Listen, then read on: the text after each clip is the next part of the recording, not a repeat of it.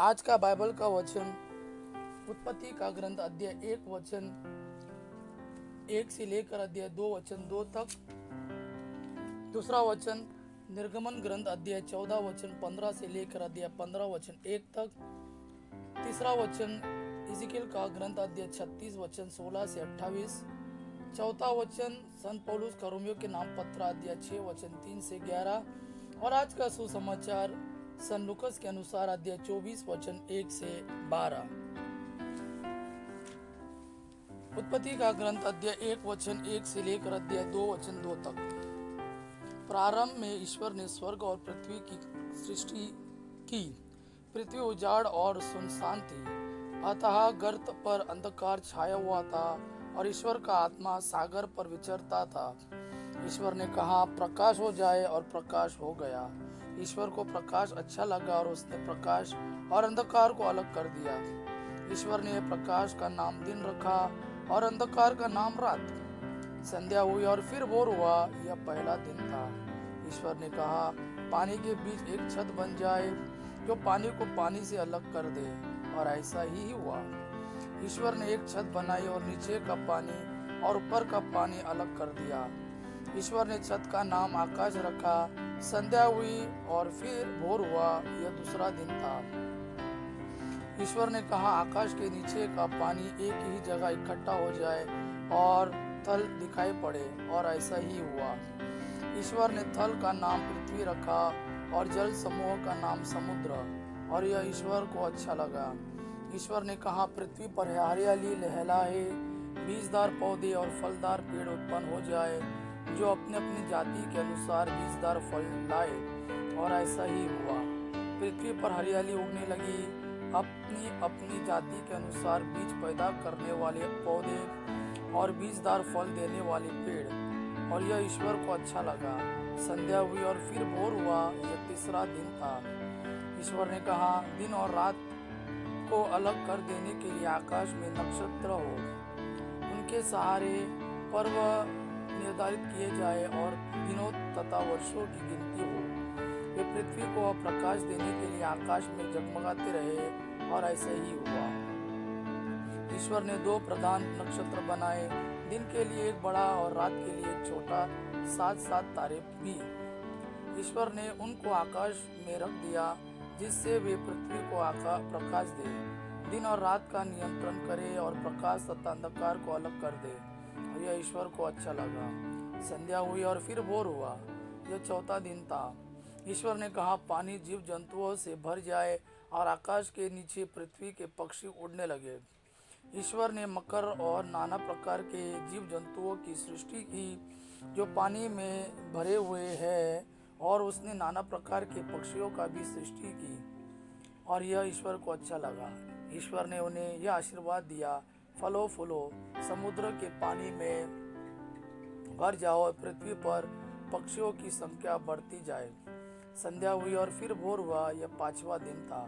ईश्वर ने कहा, पृथ्वी नाना प्रकार के घरेलू जमीन पर रेंगने वाले और जंगली जीव जंतुओं को पैदा करे, और ऐसा ही हुआ। ईश्वर ने नाना प्रकार के जंगली, घरेलू और जमीन पर रेंगने वाले जीव जंतुओं को बनाया, और यह ईश्वर को अच्छा लगा।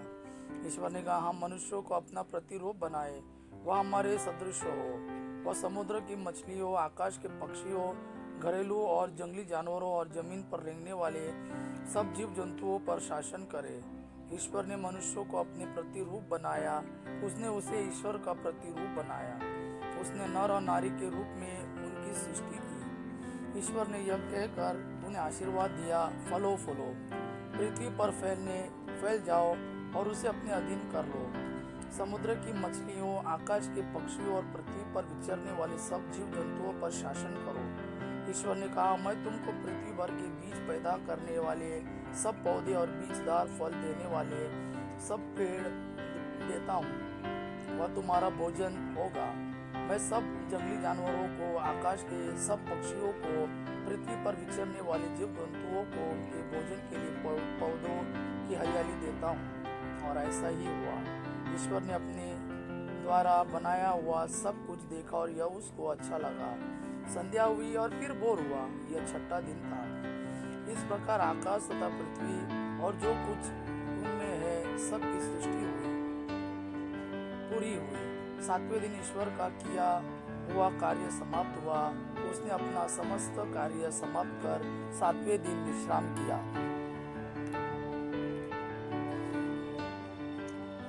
आज का दूसरा वचन निर्गमन ग्रंथ अध्याय 14 वचन 15 से लेकर अध्याय 15 वचन 1 तक। प्रभु ने मूसा से कहा, तुम मेरी दुहाई क्यों दे रहे हो? इस्राएलियों को आगे बढ़ने का आदेश दो।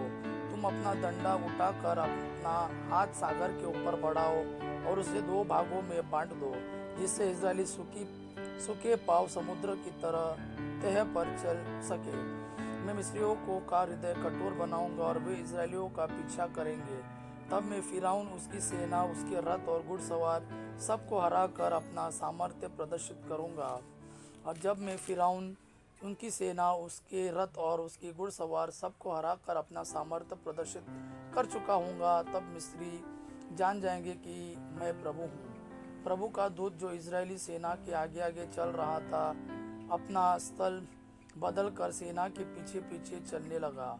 बादल का खंबा जो सामने था लोगों के बीच पीछे आ गया और मिस्रियों तथा इजरायलियों दोनों सेनाओं के बीच खड़ा रहा। बादल एक तरफ अंधेरा था और दूसरी तरफ रात में प्रकाश दे रहा था, इसलिए उस रात को दोनों सेनाएं एक दूसरे के पास नहीं आ सकी। तब मूसा ने सागर के ऊपर हाथ बढ़ाया और प्रभु ने रात भर पूर्व की ओर जोरों की हवा भेजकर सागर को पीछे हटा दिया। सागर दो भागों में बंटकर बीच में सूख गया। इजरायली सागर के बीच में सूखी भूमि पर आगे बढ़ने लगे। पानी उनके दाएं और बाएं दीवार बनकर ठहर गया। मिस्री उनका पीछा करते थे। फिरौन के सब घोड़े, उसके रथ और उसके घुड़सवार सागर की तह पर उनके पीछे चलते थे। रात के पिछले पहर प्रभु ने आग और बादल के खंभे में से मिस्रियों की सेना की ओर देखा और उसे तितर बितर कर दिया। रथों के पहिए निकलकर अलग हो जाते थे और वे कठिनाई से आगे बढ़ पाते थे। तब मिस्री कहने लगे, हम इजरायलियों से दूर भाग जाए, क्योंकि प्रभु उनकी ओर से मिस्रियों के विरुद्ध लड़ता है। उस समय प्रभु ने मूसा से कहा, सागर के ऊपर अपना हाथ बढ़ाओ, जिससे पानी लौटकर मिस्रियों, उनके रथों और उनके घुड़सवारों पर लहराए। मूसा ने सागर के ऊपर हाथ बढ़ा दिया और भोर होते ही सागर फिर भर गया।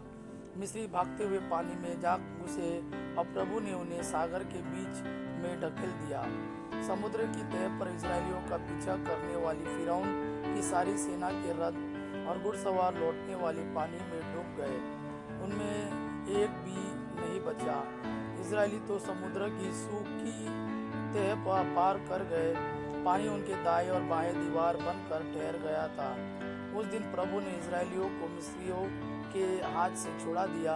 इजरायलियों ने समुद्र के किनारे पर पड़े हुए मरे मिस्रियों को देखा। इजरायली मिस्रियों के विरुद्ध किया हुआ प्रभु का यह महान कार्य देखकर प्रभु से डरने लगे। उन्होंने प्रभु में और उसके सेवक मूसा में विश्वास किया। तब मूसा और इजरायली प्रभु के आदर में यह भजन गाने लगे, मैं प्रभु का गुणगान करना चाहता हूँ। उसने अपनी महिमा प्रकट की है। उसने घोड़े के साथ घुड़सवार को समुद्र में फेंक दिया है।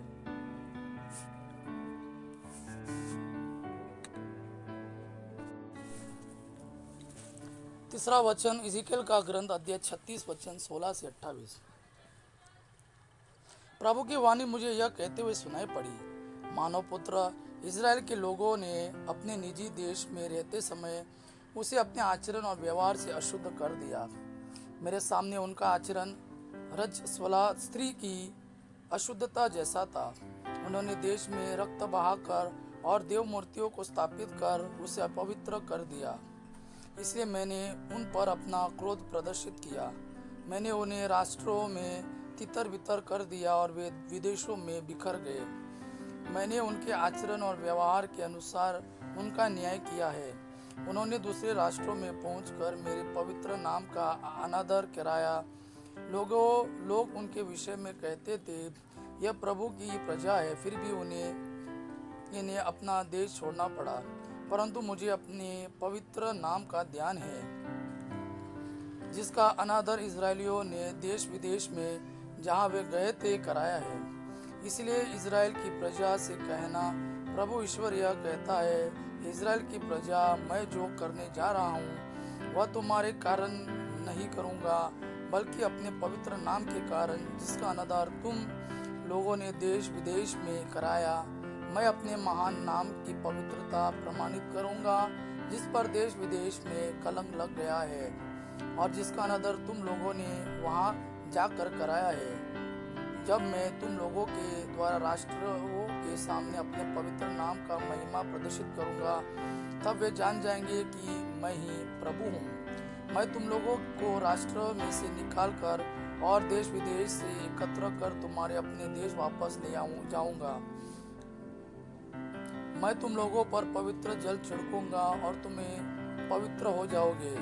मैं तुम लोगों को तुम्हारी सारी अपवित्रता से और तुम्हारी सब देव मूर्तियों के दूषण से शुद्ध कर दूंगा। मैं तुम लोगों को एक नया हृदय दूंगा और तुम में एक नया आत्मा रख दूंगा। मैं तुम्हारे शरीर से पत्थर का हृदय निकालकर तुम लोगों को रक्त मांस का हृदय प्रदान करूंगा। मैं तुम लोगों में अपना आत्मा भर रख दूंगा, जिससे तुम मेरी संहिता पर चलोगे और ईमानदारी से मेरी आज्ञाओं का पालन करोगे। तुम लोग उस देश में निवास करोगे जिसे मैंने तुम्हारे पूर्वजों को दिया है। तुम मेरी प्रजा होगे और मैं तुम्हारा ईश्वर होऊंगा। आज का चौथा वचन संत पौलुस का रोमियो के नाम पत्र अध्याय 6 वचन 3 से 11। अध्याय 6 वचन 3 से 11। क्या आप लोग यह नहीं जानते कि ईसा मसीह का जो बपतिस्मा हम सबों को मिला है वह उनकी मृत्यु का बपतिस्मा है। हम उनकी मृत्यु का बपतिस्मा ग्रहण कर उनके साथ इसलिए दफनाए गए कि जिस तरह मसीह पिता के सामर्थ्य से मृत्यु को में से जी उठे हैं, उसी तरह हम भी एक नया जीवन जिए। यदि हम इस प्रकार उनके साथ मरकर उनके साथ एक हो गए हैं, तो हमें भी उन्हीं की तरह जी उठना चाहिए। हमें कभी नहीं भूलना चाहिए कि हमारा पुराना स्वभाव उन्हीं के साथ क्रूस पर चढ़ाया जा चुका है, जिससे पाप का शरीर मर जाए और हम फिर पाप के दास न बने, क्योंकि जो मर चुका है वह पाप की गुलामी से मुक्त हो गया है। हमें विश्वास है कि यदि हम मसीह के साथ मर गए हैं तो हम उन्हीं के जीवन के भी भागी होंगे, क्योंकि हम जानते हैं कि मसीह मृतकों में से जी उठने के बाद फिर कभी नहीं मरेंगे। अब मृत्यु का उन पर कोई वश नहीं। आज का सुसमाचार सन लूकस के अनुसार अध्याय 24 वचन 1 से 12। अध्याय 24 वचन 1 से 12। सप्ताह के प्रथम दिन पौ पट्टे ही वे तैयार किए हुए सुगंधित द्रव्य लेकर कब्र के पास गई। उन्होंने पत्थर को कब्र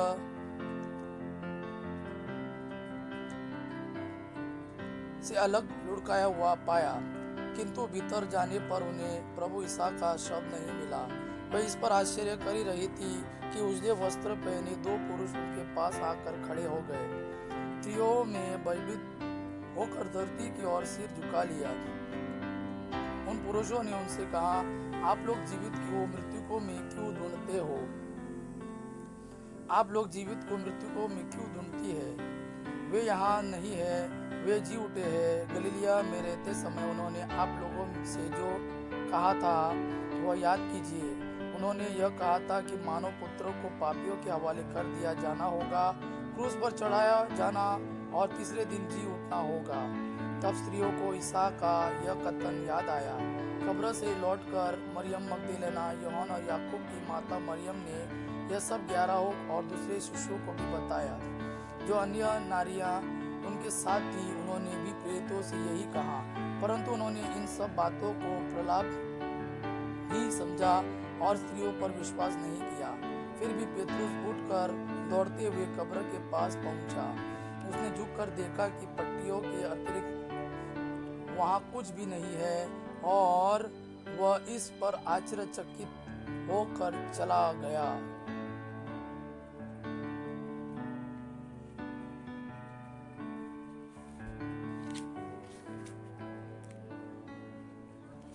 यह प्रभु का वाणी है। प्रभु को धन्यवाद। आबा पिता की महिमा और पुत्र यीशु का प्रेम आप पर सदा सर्वदा बना रहे। आमेन।